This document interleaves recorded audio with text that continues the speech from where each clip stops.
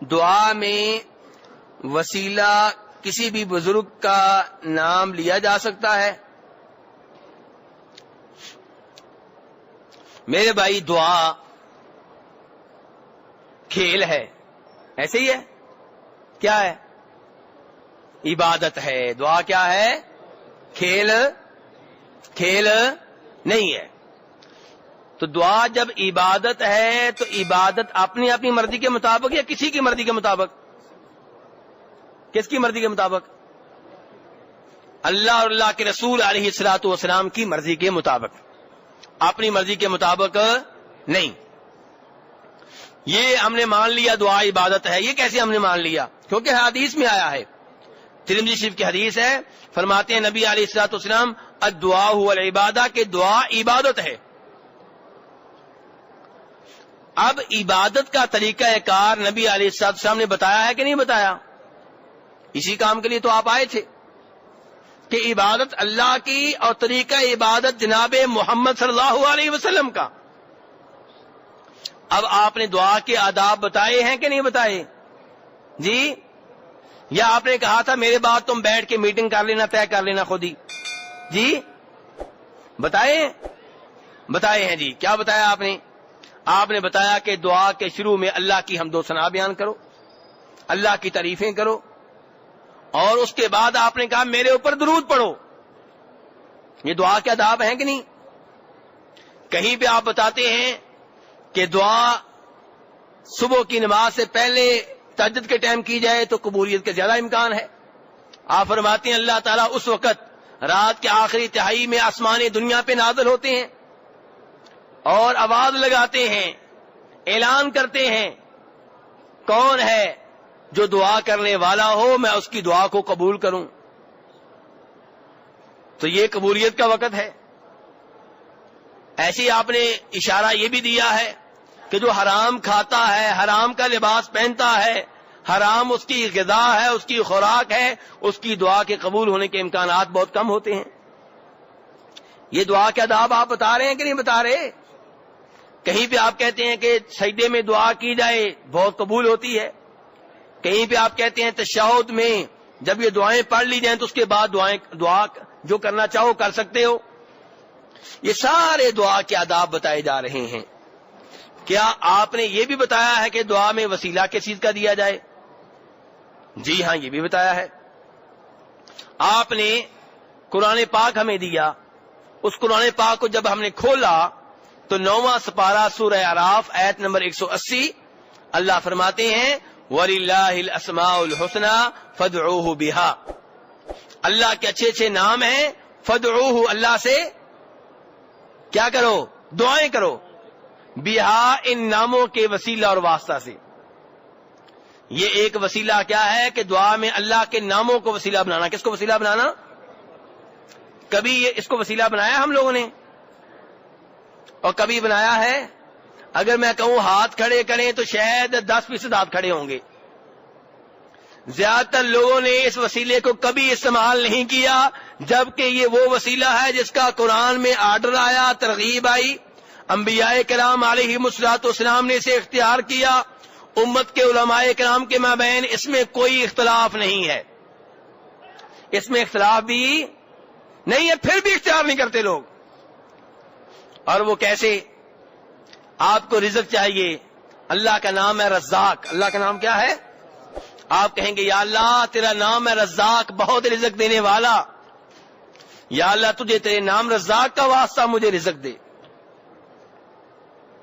یا اللہ تیرا نام ہے شافی، شفا دینے والا، یا اللہ تجھے تیرے نام الشافی کا واسطہ مجھے شفا دے دے، یا اللہ تیرا نام ہے الوہاب، بہت دینے والا، یا اللہ تجھے تیرے نام وہاب کا واسطہ مجھے اولاد دے دے۔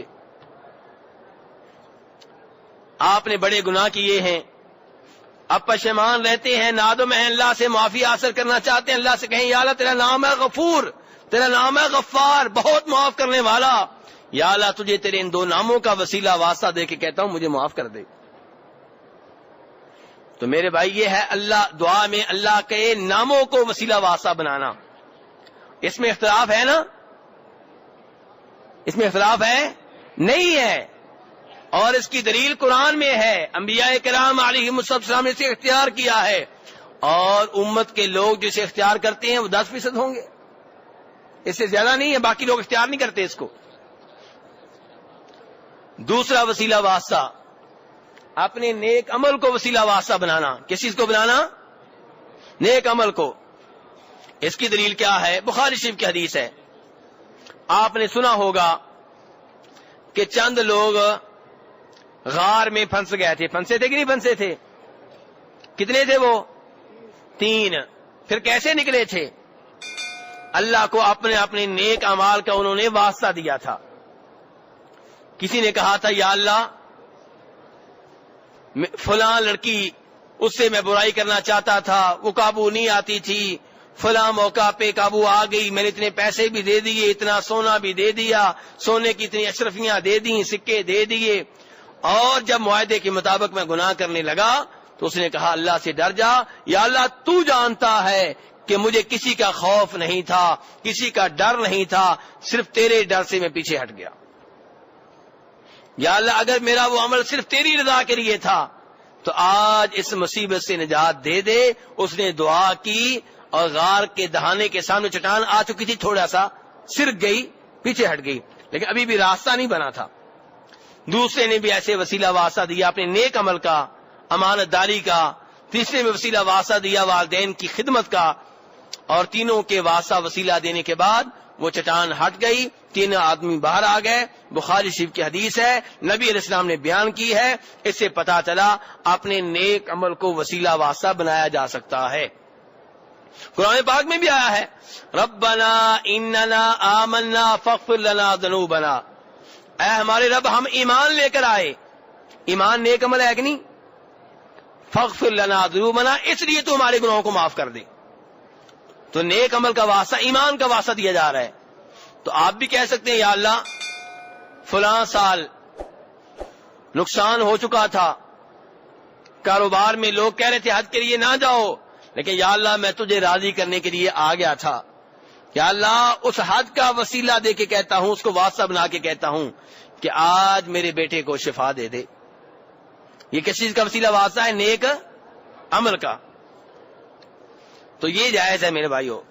اور تیسرے نمبر پہ وسیلہ واسطہ کس چیز کا ہے؟ زندہ نیک آدمی کی دعا۔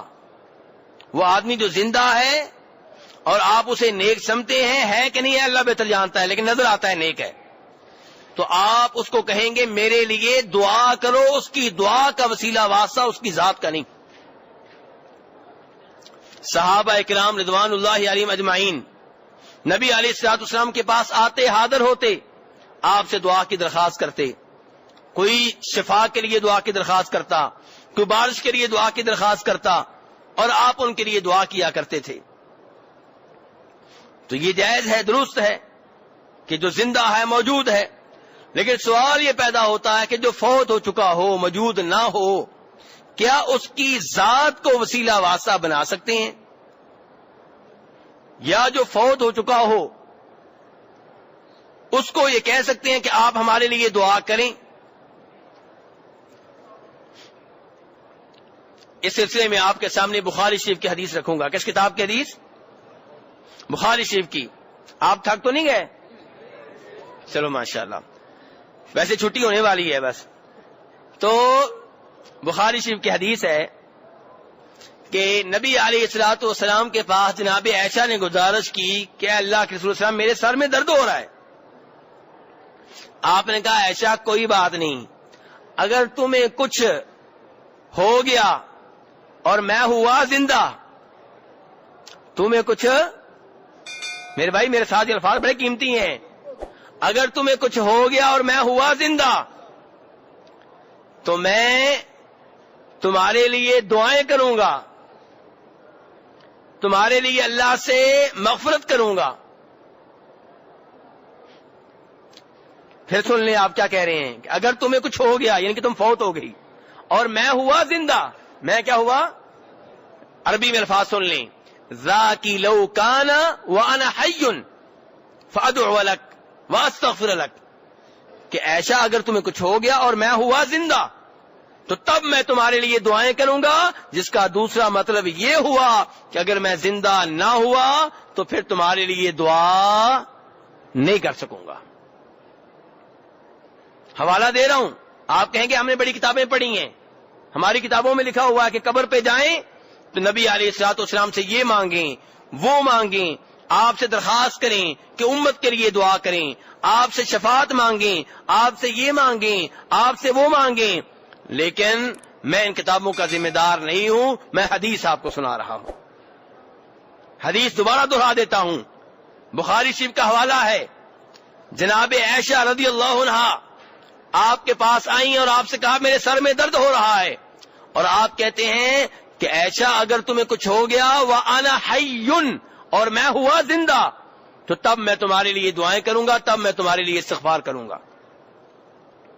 تو اس لیے میرے بھائی، نبی علیہ الصلوۃ والسلام سے صحابہ کرام دعائیں کروایا کرتے تھے، لیکن جب آپ اس دنیا سے چلے گئے تب اس چیز کا تصور ممکن نہیں ہے، کیونکہ اب آپ کے پاس جانا ممکن نہیں ہے۔